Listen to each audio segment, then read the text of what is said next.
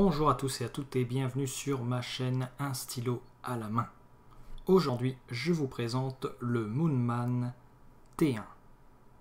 Le Moonman T1 est un stylo en aluminium de marque Moonman. Moonman étant un fabricant chinois qui fait beaucoup de stylos, dont le Moonman T1. Le Moonman T1 est aussi un stylo à piston, comme vous pouvez le voir ici, et c'est aussi, enfin, un stylo démonstrateur. Le corps est transparent, vous pouvez donc voir l'encre bouger à l'intérieur.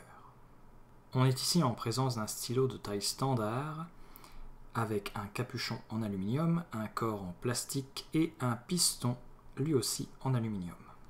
Le capuchon a le mot Moonman inscrit dessus, ainsi qu'un fleuron qui comporte, je pense, le logo de Moonman.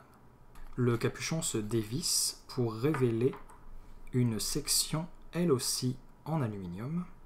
Et nous avons aussi cette plume, qui n'est pas une plume standard du Moonman T1, mais une plume que j'ai demandé à être livrée avec ce stylo. C'est une plume Jinhao, autre marque chinoise de stylo, et c'est une plume bent, tordue. J'avais envie de tester ça, c'est ma première plume bent, et je pense qu'il va y avoir des petites choses très intéressantes à faire et très fun à faire avec cette plume. Le corps est donc transparent, on voit le piston à l'intérieur. Je ne vais pas tourner le piston puisque je vais mettre de l'encre partout, mais comme vous pouvez le voir, on visse, on dévisse. Le corps ne se dévisse pas et le piston ne pourrait se dévisser, mais malheureusement, le Moonman n'est pas livré avec un outil comme une petite clé comme les Twisby.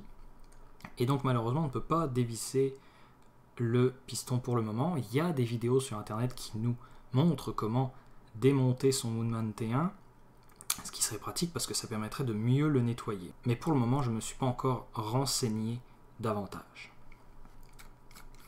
Le stylo peut avoir son capuchon posé, mais ça déséquilibre vraiment beaucoup puisqu'on a un capuchon en aluminium et donc ça déséquilibre vraiment beaucoup le stylo. De plus, lorsque vous tournez le capuchon par mégarde, vous tournez aussi le piston et donc vous risquez de envoyer de l'encre un peu partout. Donc je ne conseille pas de poser ce stylo. Le Moonman T1 vient en plusieurs couleurs. Là, on a une couleur un peu mentholée, comme vous pouvez le voir. Mais il vient aussi en bleu, en rouge, en gris et en un espèce de métal brossé assez joli qui tire vers le brun. Le Moonman est disponible pour la modique somme de 33$ canadiens sur eBay avec peut-être 2 ou 3$ de frais de livraison, ce qui fait environ 22-23 €. Donc, comparons la taille de ce stylo avec d'autres stylos. Le voici ici avec un pilote métropolitain. Le voilà ici avec un Lamy Safari. Le voici ici avec un Platinum Plaisir. Et enfin, le voilà avec un autre stylo à piston, le Narwhal Schuylkill Porpita Navy. Comme vous le voyez, une fois le capuchon posé, le Moonman est parmi les plus longs stylos sur le marché. Mais bien entendu, comme le capuchon déséquilibre l'ensemble du stylo, je ne recommande pas de poser ce capuchon. Donc nous sommes en présence du Moonman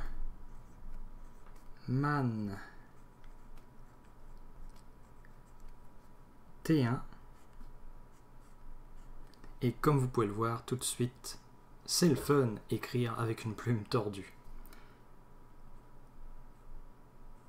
Une bent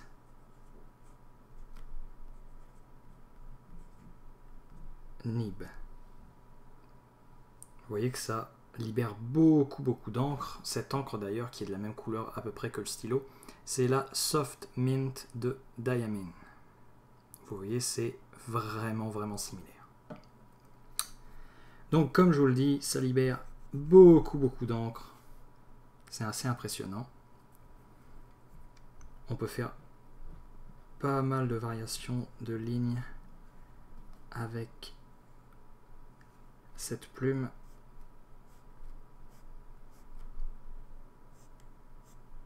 Selon comment on tient le stylo, quel angle on tient le stylo.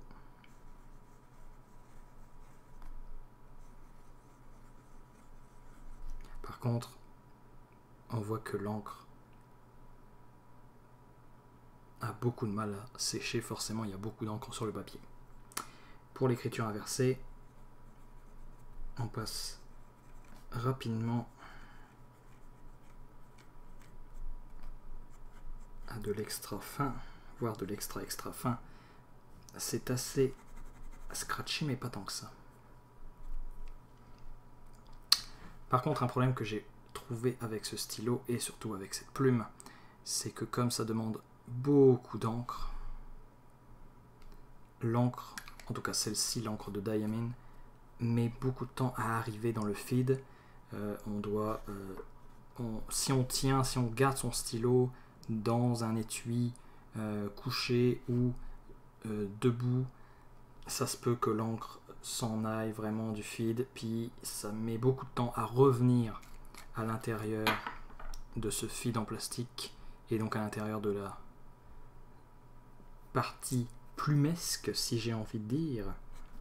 Et donc pour écrire avec, il faut vraiment le starter, c'est-à-dire être avec peut-être un papier comme ça et starter un peu l'encre pour pouvoir ensuite commencer à écrire. Vous voyez que là par exemple l'encre n'est plus tant présente. Non, vous voyez, plus d'encre. Parce que ça demande beaucoup d'encre. Et là, il y en a juste plus du tout dans la section. Il va falloir attendre que ça revienne. C'est le problème avec ce stylo, cette encre ou cette plume, surtout cette plume.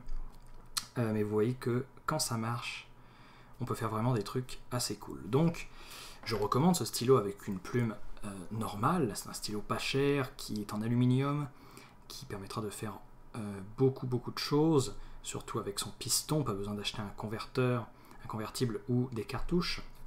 Mais par contre, la plume Bent, c'est vraiment réservé à ceux qui veulent s'amuser et pas ceux qui veulent un stylo qui écrit au quart de tour. Pas vraiment le genre